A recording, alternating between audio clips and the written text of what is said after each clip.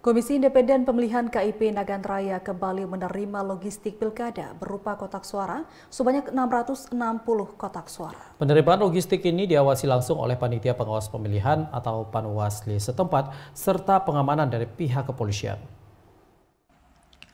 Untuk kesekian kalinya, KIP Nagan Raya kembali menerima logistik Pilkada 2024.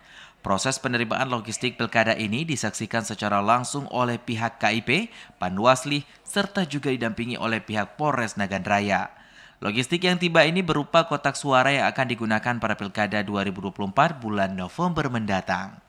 Penerimaan logistik ini merupakan kali ketiga secara bertahap yang diterima oleh KIP Nagan Raya setelah sebelumnya menerima beberapa logistik untuk keperluan Pilkada mendatang. Kepala Sub Bagian Keuangan Umum dan Logistik, Gunawan, mengatakan 660 kotak suara yang tiba tersebut sudah sesuai dengan kebutuhan untuk 320 tempat pemungutan suara atau TPS yang tersebar di 10 kecamatan di Kabupaten Nagan Raya. Masuk kotak suara sejumlah 660 buah sesuai dengan kebutuhan kami di 320 TPS, tambah cadangan untuk PPK 20 buah kotak. Jadi totalnya 360 buah kotak. Ya, kami masih menunggu distribusi logistik yang mungkin masih dalam proses pengiriman. Gitu. Akan terkirim mungkin dalam beberapa minggu ke depan beberapa barang logistik lainnya.